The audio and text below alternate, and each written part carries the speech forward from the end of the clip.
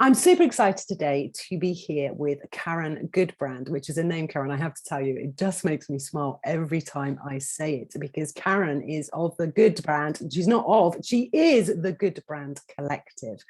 Now, Karen, I'm going to read this so I don't get this wrong, is on a mission to help startups be seen, SMEs to shine, and business leaders to see the value of social media marketing, which ultimately will increase earnings and brand awareness. Karen, I had to tell you that bit about your name because it really does always make me smile when I see that. And it so fits your business, which I think it's really important that we mention. You started in lockdown in 2020. Yes, yeah. Yeah. What made you take that big, brave step? Let's start there before we talk Instagram. I was very unhappy in my job. I had an incredible job. I had a really incredible job, and I was super unhappy, and I quit. I quit right in the middle of the global pandemic, and I had a 3-month notice period. And I how just was that? figured it out. Yeah. I love that. I love the bravery of that. And I love what you just said. And I just figured it out. And sometimes that's all we need to do is just figure it out. Absolutely. Except I think when we're talking about social media, and I think while we can just give it a go and put ourselves out there, if we really want to make social media work for us, there are quite a few things that we do need to know and understand as opposed to figuring it out. And one of the reasons I wanted to speak to you was so that we can talk about Instagram engagement. And you've got some top, I don't like calling them tips because they're not, tips sounds like it's a simple thing and you'll be off and running. And it's more than that, isn't it? So much more. So tell us what we need to do to improve our Instagram engagement. And I shall be taking notes. So I think, first of all, I've got a private Facebook group, and when people join that, there's like questions, and the most common answer is like one of my questions is, how can I help you? And one of the most common questions or responses is, improve my engagement. My engagement's really bad.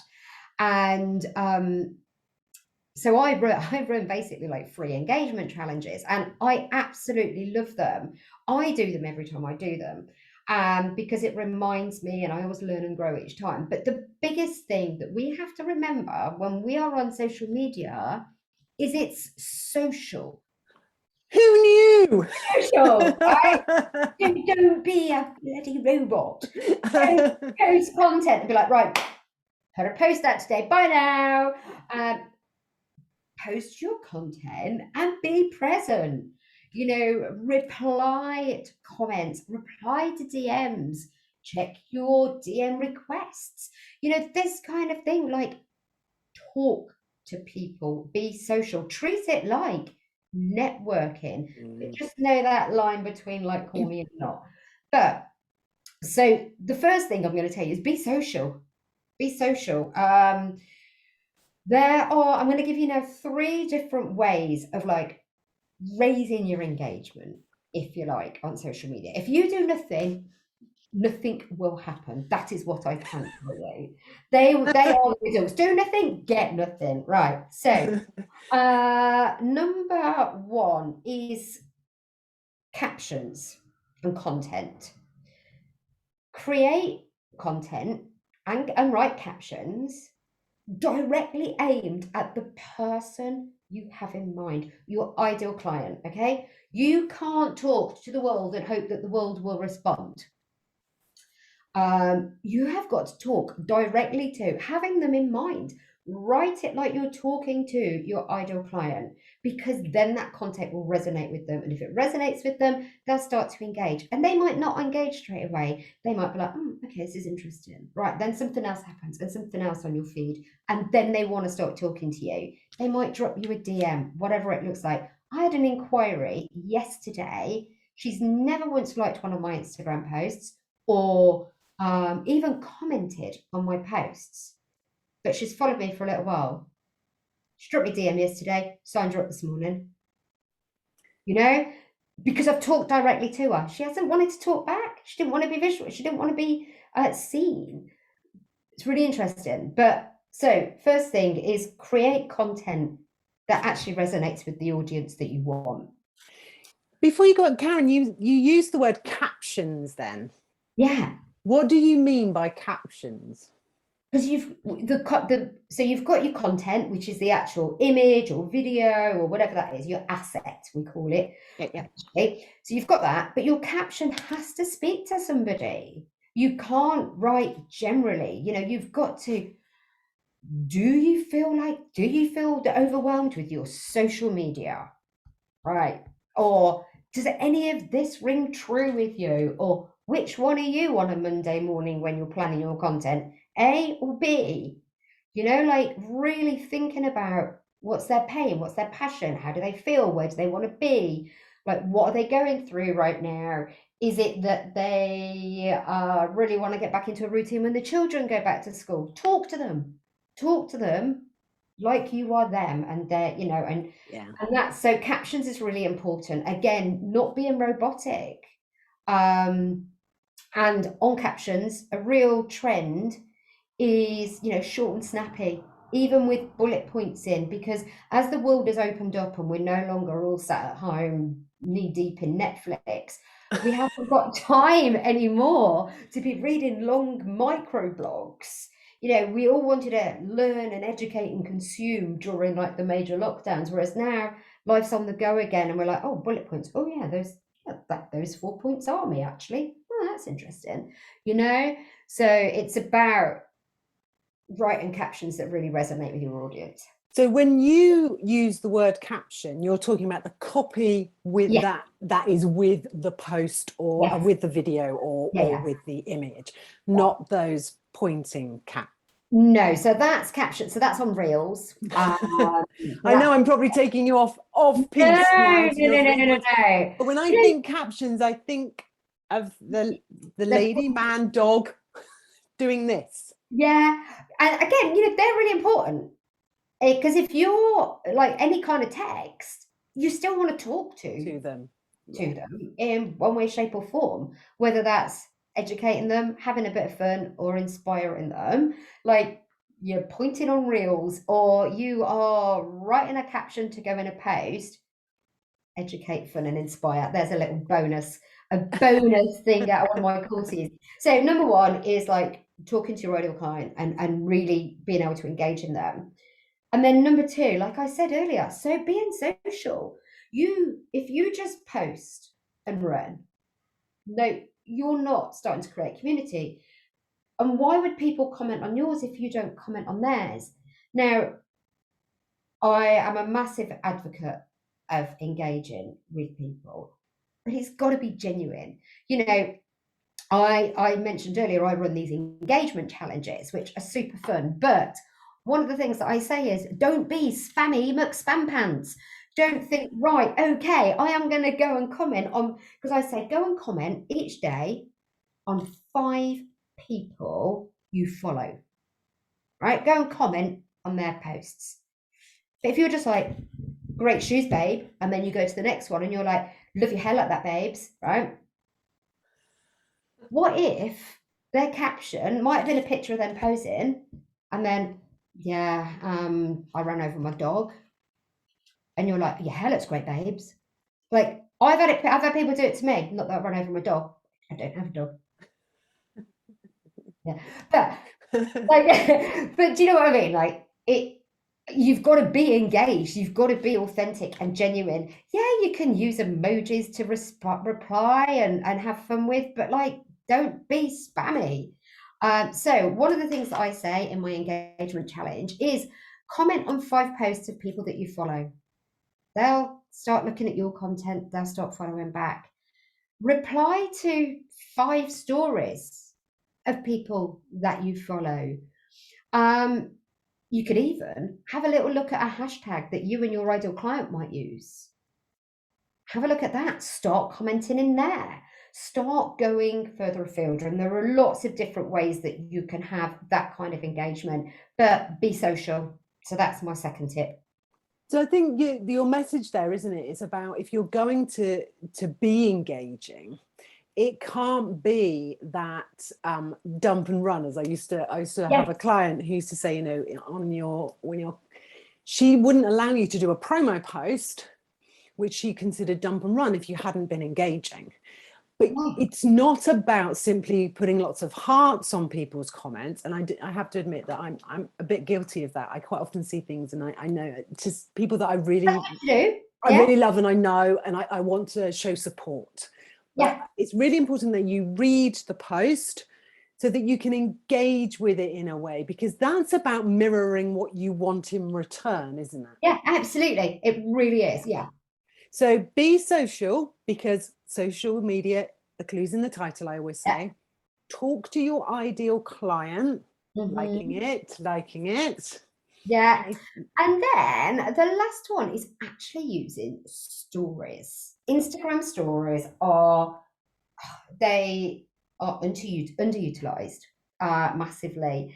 And I know we were talking earlier, and more people now actually watch stories than they do look at the main feed. Now that started in lockdown because it was like, what's going on in their living room? What's going on in their life? Oh, what are they talking about? What are they doing with their kids today? And now, like the people that view my stories on my main Instagram account has more than doubled in the last 18 months. So, and whereas my feed engagement has dropped in the last 18 months. People want real life, what's happening. They want that human element to it. So, which is great because people are watching it. But it's your place to still market or still have some fun or do some social listening. So you might use different functions that are in the stories, like the poll. There's a poll function, this or that. Peanut butter and jam sandwiches. Pass me a spoon, or you're all right, thanks. Like whatever it is, whether it's business related, a bit of fun, a bit of behind the scenes, temperature checking your audience, whatever. There are loads of different functionality elements within stories that create engagement. So if you tap on my thing and say, pass me a spoon for peanut butter and jam sandwiches, you've engaged with me. So you've just told Instagram you like my content. Instagram is going to show you my content even more.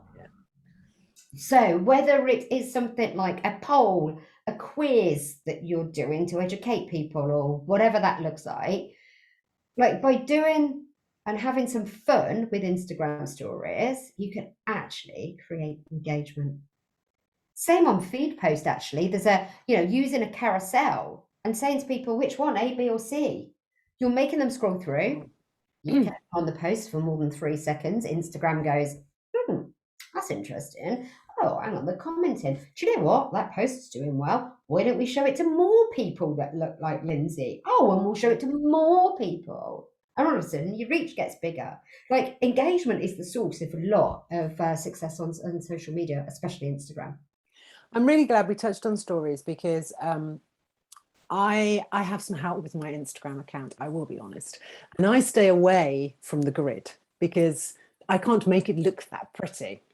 But stories for me is just quick and it's easy way of me sharing. And I totally agree. I'm more likely to go onto stories. So it'll come up somebody, and then of course, the next one and the next one. And I feel like story, there I am. Just, 10 minutes has gone by. What was I doing here in the first place? Yeah, the stories rabbit hole. I said to you at the beginning, and I did promise I was going to use it. Well, I didn't promise, but I said I was going to use it as a bit of an introduction because I find social media, there's so much and we don't know where to be. But I really still feel that Instagram is a very positive place. Yeah. And I feel more connected personally with Instagram than I do some of the other platforms. And one of them I have pulled back completely because it was just so fast and you just didn't seem to be seen anywhere. Where Instagram, I still like being because it feels still like a very positive place. It's not, I don't have to listen to everyone moaning about what's going on in their life, unlike another platform. Also owned by Mr. Zuckerberg. Yeah, owned by the same people. Well, I don't know, but it does feel more positive. Yeah. And I think one of the reasons I love stories is I can share from my grid, I can do behind the scenes, I can be more personable. I find that actually the stories enables me to be more personable. I think so I'm really glad we touched on stories today, but I Yeah. think the biggest thing for me is what you have been sharing on engagement, and that it's not that dump and run. It's not that post and what phrase did you use? You had a brilliant phrase. Post and go. Spammy McSpam Yeah, like pants. that one. So Yeah. many phrases you've used this morning that I love. And but for me, it's that real, if you want to make it work, you need to give it time and you need to be present. And I think we all knew that. I mean, I was teaching that years ago when I used to teach social media.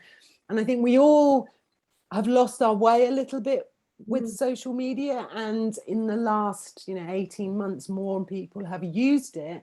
So I think we've got maybe a little bit lazy, and so as those of us that are using it to promote our businesses and connect, we need to be more engaging. Absolutely. Agree. Yeah. You've given us some great I really must find another word for tips. Don't like it. Direction, inspiration. Oh, direction. You have given us plenty of direction and things to think about. Out of interest, is Instagram your favorite platform? Yeah. Yeah. And why do you love Instagram so much? Do you know what? I get loads from it. So I originally started on there 7 years ago, sharing outfits. I know, I follow you. Yeah, sharing outfits. It's a place for fun for me. It's a creative outlet for me. But I do so much learning on there. And actually, the reason I'm in the role I'm in, or well, do what I do now, is that when I first started, I was so obsessed with the psychology behind social media and how it works and what makes people tick. I wasn't there for the popularity. I was actually there. I was just so interested. And I also have worked in fashion, so for me, it's a great place for inspiration. Like, I like the visual element of it, but Instagram and social media in general it's had to turn into a place of education as well and inspiration. And I learn loads from, so let's say the other platform that Mr. Zuckerberg owns, to me, like you were saying, I find a bit of if I look at it from a personal opinion and my personal feed, it doesn't really do much for me. I don't get much from it. I want my time to be filled with something great and, yeah, inspirational or educational. So that's why I love Instagram.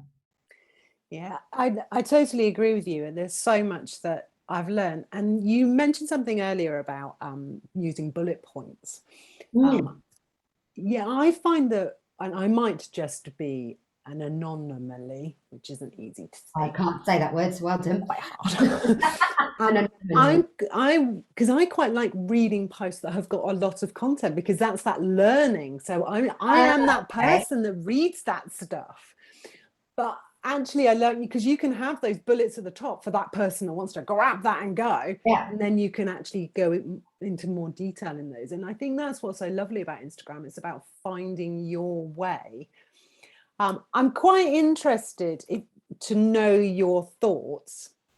And I mentioned this before we started recording. I feel that Instagram is almost, it feels like it's moving towards and trying to be a little TikTok-y like.